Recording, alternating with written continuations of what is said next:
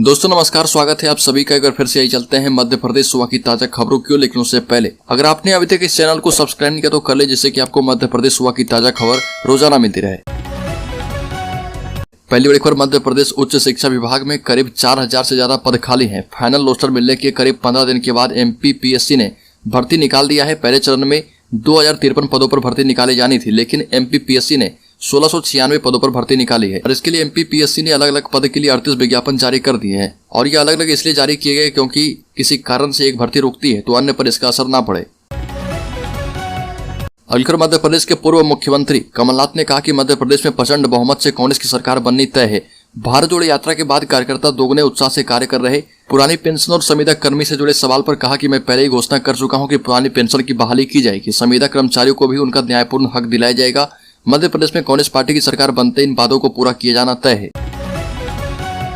अगली खबर, बीजेपी नेता और पूर्व केंद्रीय मंत्री उमा भारती जिस तरह का बयान इन दिनों दे रही है, उससे ऐसा लग रहा है कि वो अपने रास्ते फिर से अलग करने वाली है। शराबबंदी को लेकर भाजपा सरकार को निशाने पर लेने वाली उमा भारती ने भगवान राम के नाम पर भी पार्टी पर हमला बोलते हुए कहा कि हिंदू धर्म पर किसी दल का कोई अधिकार नहीं होता।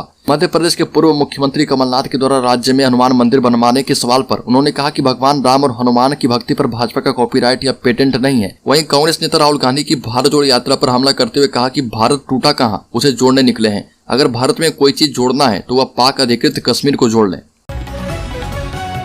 अगली ज्योतिरादित्य सिंधिया नागरिक उड्डयन मंत्री के द्वारा इंदौर एयरपोर्ट पर गंदगी और आगामी आयोजनों की कमजोर तैयारियों को लेकर जताई गई नाराजगी के बाद एयरपोर्ट पर हड़कंप मच गया। सिंधिया के द्वारा इस बात पर एयरपोर्ट अथॉरिटी ऑफ इंडिया के चेयरमैन से जवाब मांगा गया है। इसके बाद कल ही AI के दिल्ली मुख्यालय ने सारी तैयारियों को लेकर एक के बाद एक 3 मीटिंग लेते हुए सभी कामों को समय रहते सबसे बेहतर तरीके से पूरा करने का निर्देश दिया। अगली पूर्व मुख्यमंत्री उमा भारती ने दावा किया कि उनके पीछे 3 माफिया पड़े हैं। पूर्व मुख्यमंत्री उमा भारती ने जहरीली शराब विक्रय करने वालों पर निशाना साधते हुए कहा कि जहरीली शराब बनाने वाले माफिया हैं, जो कि पुलिस एवं प्रशासन नेताओं के संरक्षण में कार्य करते हैं।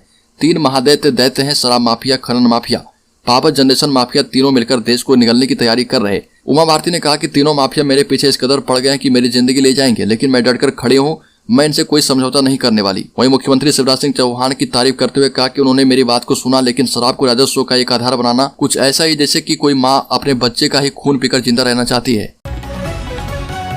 अगली खबर, मध्य प्रदेश में मिडिल स्कूल टीचर्स MPTT के लिए निकली भर्ती। मध्य प्रदेश एग्जामिनेशन बोर्ड की ओर से राज्य में सरकारी स्कूलों के लिए मध्य प्रदेश शिक्षक पात्रता परीक्षा के लिए नोटिफिकेशन जारी कर दिया गया। जो भी उम्मीदवार इस MPTT में भाग लेना चाहते हैं वो मध्य प्रदेश एग्जामिनेशन बोर्ड की आधिकारिक वेबसाइट पर जाकर आवेदन कर सकते हैं। बोर्ड की ओर से जारी नोटिफिकेशन के मुताबिक आवेदन प्रक्रिया 30 जनवरी 2023 से शुरू होगी और यह 13 फरवरी 2023 तक जारी रहेगी।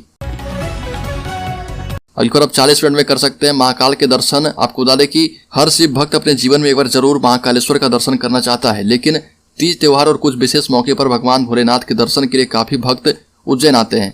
ऐसे में नए साल से पहले भक्तों को खास तोहफा मिला है। अब महाकाल के शीघ्र दर्शन करने के लिए आपको ज्यादा इंतजार नहीं करना पड़ेगा। अब भगवान शिव के भक्त मात्र 40 मिनट में महाकाल के दर्शन कर सकते हैं। इसके लिए उन्हें ऑनलाइन टिकट लेना होगा, जिसकी कीमत 250 रुपये होगी। और यहाँ ध्यान रखें कि टिकट बुक करने वाले श्रद्धालुओं को उसका प्रिंट आउट लाना जरूरी होगा। अगली मध्य प्रदेश में क्लीन स्वीप करेगी कांग्रेस, बीजेपी दूर दूर तक नहीं आएगी नजर, लिखकर देने को तैयार हुए राहुल गांधी। आपको बता दें कि राहुल गांधी की भारत जोड़ो यात्रा को अभी विराम दिया गया है। 3 जनवरी से यात्रा फिर से शुरू होगी। और इस बीच कांग्रेस नेता ने दिल्ली में प्रेस कॉन्फ्रेंस के दौरान राहुल गांधी ने कहा कि मैं ये लिखित में दे सकता हूं कि मध्य प्रदेश चुनाव में कांग्रेस क्लीन स्वीप करने जा रही है, बीजेपी कहीं नजर भी नहीं आएगी। अगली खबर, विश्व हिंदू परिषद ने भी किया जैन समाज का समर्थन। कार्याध्यक्ष आलोक कुमार बोले, समेत शिखर को पर्यटन नहीं बनाए सरकार।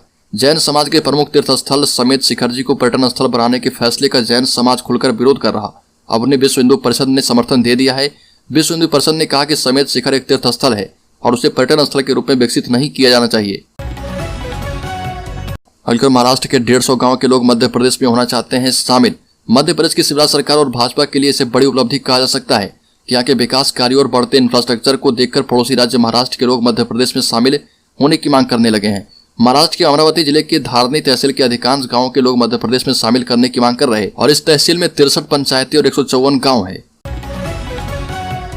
अगली खबर, मध्य प्रदेश सरकार को 5 लाख वैक्सीन भेजेगा केंद्र। इस तारीख से दोबारा शुरू होगा टीकाकरण। चीन में कोरोना महामारी से हाहाकार मचा हुआ। इस महामारी को ध्यान में रखते हुए भारत सरकार सख्त दिखाई दे रही है। भारत सरकार के निर्देश के बाद से कई राज्यों में कोरोना को लेकर सरकार अलर्ट मोड पर है और अब केंद्र सरकार मध्य प्रदेश सरकार को 5 लाख कोविशील्ड वैक्सीन भेज रही है। जो 5 जनवरी से लगना शुरू हो जाएगा। राज्य के स्वास्थ्य अधिकारी डॉक्टर संतोष शुक्ला ने यह बताया कि 5 जनवरी तक राज्य में वैक्सीन आ जाएगी। और मध्य प्रदेश के पूर्व मुख्यमंत्री कमलनाथ ने कहा कि 2024 में राहुल गांधी होंगे पीएम के कैंडिडेट। लोकसभा चुनाव को लेकर मध्य प्रदेश के पूर्व मुख्यमंत्री कमलनाथ ने बड़ा बयान दिया और कहा कि राहुल गांधी 2024 के लोकसभा चुनाव में विपक्ष का चेहरा नहीं बल्कि प्रधानमंत्री पद के उम्मीदवार भी होंगे। आगरमालवा जिले में 17वें दिन संविदा स्वास्थ्य कर्मचारियों ने रैली निकाली। साथ ही कोरोना से बचाव के लिए लोगों को जागरूक कर सैनिटाइज करने के साथ ही सुरक्षा के लिए मास्क वितरित किए। इस दौरान कर्मचारियों ने कहा कि हड़ताल पर है लेकिन फर्ज याद है। शासन जरूर हमारी मांग पूरी नहीं कर रहा लेकिन हमें फर्ज हमारा याद है। रैली के दौरान लोगों को सैनिटाइज करते हुए कर्मचारी मास्क का वितरण भी कर रहे थे और अपनी 2 सूत्री मांगों के लिए नारेबाजी करते हुए विरोध भी कर रहे थे।